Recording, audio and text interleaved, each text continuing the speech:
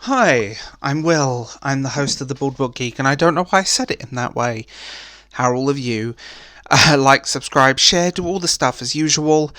And I want to talk about Star Trek Enterprise, the much maligned prequel of the Star Trek universe that still feels more like Trek than Star Trek Discovery. And actually looks more like Trek than Star Trek Discovery. It's always funny going back to this because people either love it or they hate it. I happen to love it. Yes. I will say, I think the first season is weak. The first 2 seasons are quite weak, but by the time you went into season 3 and coming into 4, it really found its voice.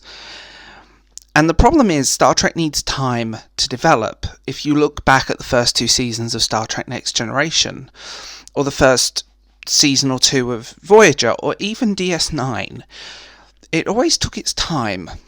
You had to find the rhythm with the cast and the people involved, and Enterprise didn't get that. There was a lot of stuff about season 5 that never happened, and you can read that online, and there's a lot of some really cool stuff. So this series takes place long before Kirk and his journeys, and overall it goes for a more naval military aesthetic, which actually I understand. It looks like an evolution of NASA technology mixed with Navy. Even the uniforms. And it does a lot of first contact stuff, and it's the first warp-capable ship. It's interesting because it also tied up a few loose ends, and also set about starting a few events that happened decades after in universe.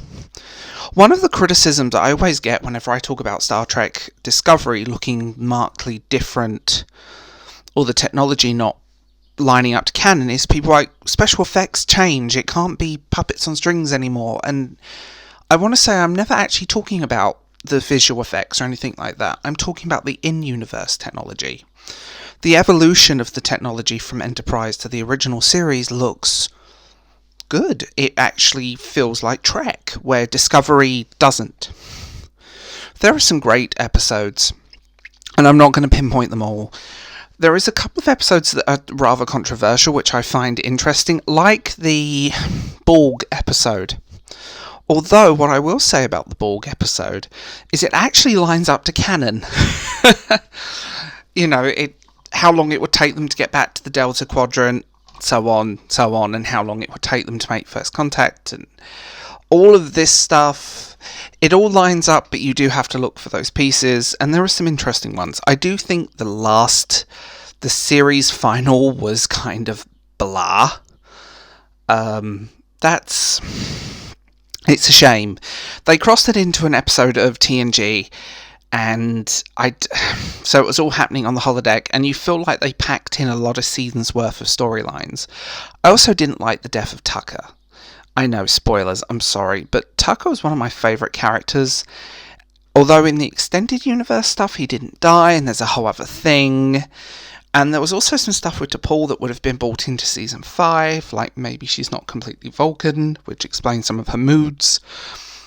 But I feel like going back to this series, it's so refreshing. It feels like Trek, it looks like Trek, the writing feels like Trek.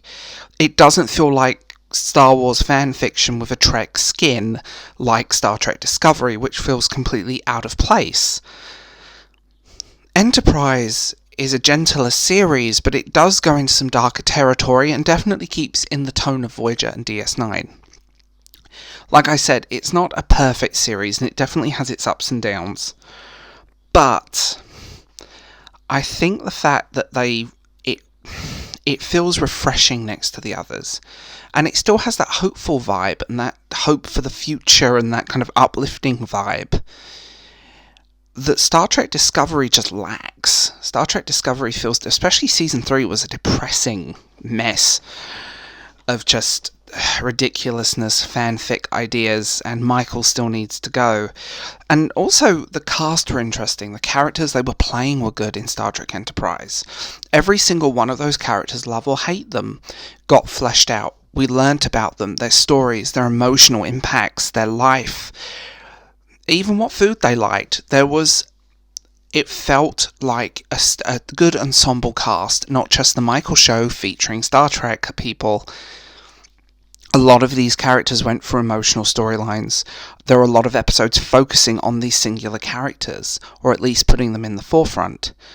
They even did a mirror universe one, which proves you can do retro Trek in modern technology with modern CGI and it still looks stunning. They did a mirror universe one and it was good.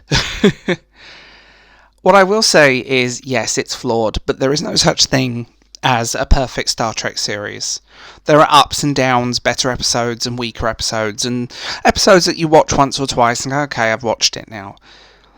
Enterprise is like that. The last 2 seasons really stand out for me, and it's a shame that no one watched it and no one was interested in it, because I feel like it needed that extra season or 2 just to carry on its storyline and also set up what was coming. Look for the unmade episode concepts. Go onto the wiki, the official Star Trek wiki, and you'll find some great stuff. What I want to say is go into Star Trek Enterprise with an open mind, because it's great. Oh, and it canonizes why Klingons look different, which I thought was intelligently done, and it was a nice little nod to the original series. It's a shame that not many people have enjoyed this series, and it always seems to be forgotten. I think it was a great ensemble cast and a softer, slower science fiction that worked. It felt like Star Trek.